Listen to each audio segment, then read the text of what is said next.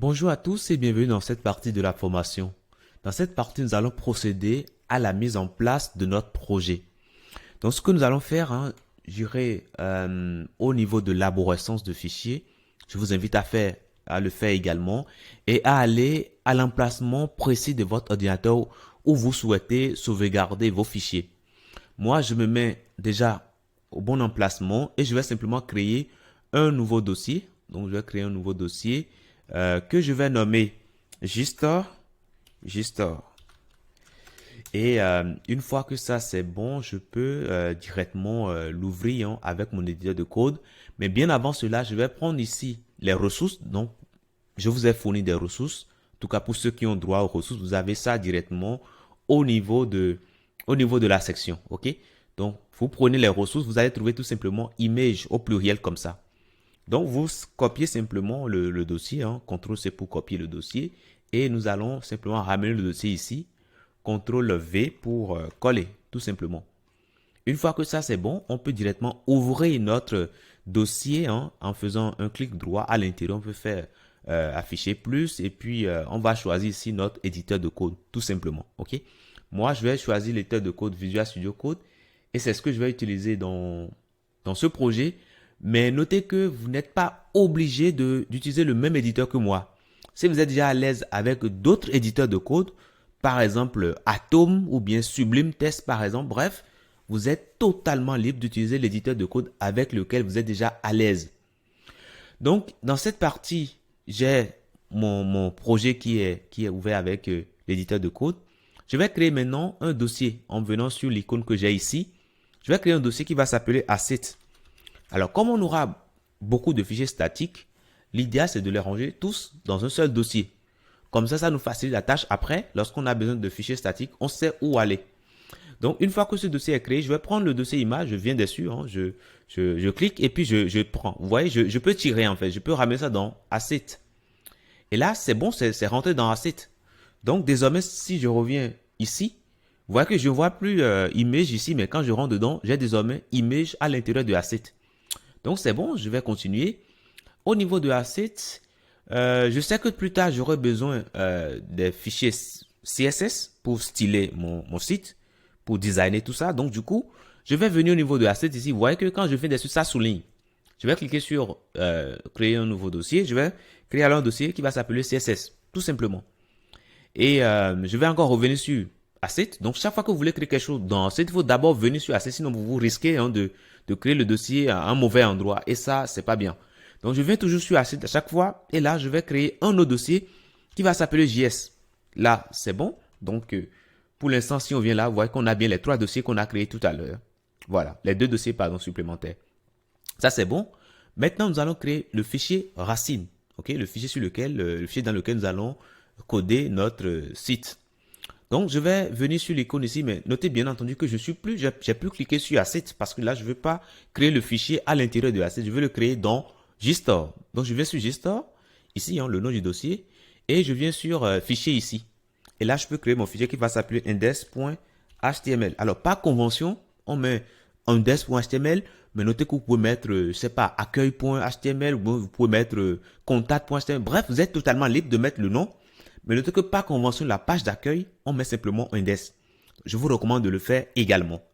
Donc, une fois que ça c'est fait, normalement, si on vient ici, vous voyez que les fichiers qu'on crée de l'autre côté, ça se crée directement ici. Donc, du coup, voilà, je n'ai rien à vous dire là. Maintenant, nous allons simplement générer la structure minimale de notre page. Et après ça, maintenant, nous allons ajouter le titre de la page. Donc, Gstore e-commerce template. Template. Voilà, tout simplement. Gstore e-commerce template. Voilà. Alors, une fois que ça, c'est bon, qu'est-ce que nous allons faire par la suite? Bon, nous allons faire la liaison avec la feuille de style que nous avons créée tout à l'heure. Mais avant d'aller à cela, je vais d'abord marquer une petite pause. Pour ceux qui ne sont pas sur l'éditeur que j'utilise actuellement, je suppose que vous êtes avec un autre éditeur, par exemple Atom, ou bien voilà, un éditeur qui ne vous génère pas automatiquement ceci. Ben, faites-le à la main, ok? Copiez pas à pas. Voilà, c'est le secret que je peux vous donner. Maintenant, si votre éditeur voilà, génère automatiquement, c'est également très bien. Maintenant, après, il y a également, comment on appelle, une extension qui s'appelle Emits, qui est déjà intégrée par défaut à VS Code, et c'est pourquoi nous avons ce code qui est généré automatiquement. Mais sinon, vous pouvez l'installer si vous êtes sur d'autres éditeurs de code. Vous pouvez chercher si vous avez la version de Emmet pour votre éditeur. Et dans ce cas, cherchez, installez, et puis vous pouvez l'utiliser et pouvoir générer du code très rapidement, tel que je viens de le faire tout à l'heure. Donc ça, c'était une parenthèse. Deuxième parenthèse, cette ligne que nous avons ici, c'est une ligne très importante. Donc si votre éditeur de code ne vous génère pas cela automatiquement, alors pensez-y à le faire. OK? Puisque, comme je vous ai dit dans la partie de présentation, le site que nous allons créer sera responsive. Donc, ça va s'adapter aux tailles, enfin, aux différentes tailles d'écran à travers lesquelles on va chercher à visualiser notre template. Et du coup, il est important dans ce cas-là de mettre ceci. Sinon, oui, ce qu'on fera au niveau du responsive ne marchera pas. Donc, j'insiste beaucoup sur ce fait-là. Parce que si vous ne le faites pas, après, oui, vous aurez des problèmes. Donc, ça, c'est bon. Maintenant, nous allons faire la liaison avec notre feuille de style. Parce que là, c'est la page qui sera affichée en le HTML. Donc, on fera la liaison directement en mettant link.css. Et là, ça me demande le nom du fichier. Alors, comme mon fichier se trouve dans un dossier qui s'appelle Assets, je commence par dire qu'il faut aller dans Assets. Et après ça, qu'il faut aller dans CSS. Après ça, qu'il faut prendre le fichier style. Je ne sais pas si j'ai créé ce fichier. Non, je ne sais pas. Non, je n'ai pas créé. Vous vous rappelez, j'ai créé le dossier seulement et puis je me suis arrêté là-dessus. C'est bien de le créer en même temps. Donc, je mettais alors style au pluriel, .css. Voilà, donc ça c'est bon. Donc, désormais, je pourrais alors continuer par mettre ma liaison et dire, voilà, je veux lier cette feuille de style-là à ma page index.html. Donc, ça c'est bon.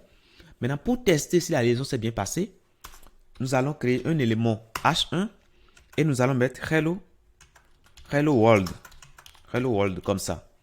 Alors, une fois que ça c'est fait, nous allons simplement lancer notre page. Alors, vous pouvez lancer directement dans n'importe quel navigateur, il n'y a pas de problème là-dessus. Sauf que moi, dans cette vidéo, moi, je vais simplement utiliser un serveur de développement qui s'appelle FiveServer, que vous pouvez retrouver sur l'éditeur Visual Studio Code. Donc, si vous ne l'avez pas, je vous invite à venir au niveau du logo extension ici. Ok? Vous venez sur le logo et vous cherchez tout simplement FiveServer comme ça. Ok? Moi, vous voyez que ça s'affiche déjà pour moi ici. Ok? FiveServer. Donc, quand je clique dessus, vous voyez que pour moi, c'est déjà activé. J'ai déjà installé et j'ai déjà activé. Et c'est la raison pour laquelle je ne vois plus. Non, ça a été désactivé, je crois. Mais je peux cliquer sur ici, activer. Ouais, et là, ça va l'activer. OK? Alors, dès que vous l'activez, vous devriez avoir en bas ici, vous devez voir ici, Go Live. OK? Go Live. Et donc, du coup, si vous ne voyez pas, ça dit qu'il faut recharger tout simplement votre éditeur. Et ça, vous pouvez le faire en venant ici et en venant sur... alors, attendez, je reviens ici. Je reviens au niveau des dossiers. Vous venez là et vous pouvez simplement actualiser l'explorateur. Bon, là, c'est l'explorateur, mais comme l'éditeur, c'est vraiment pour...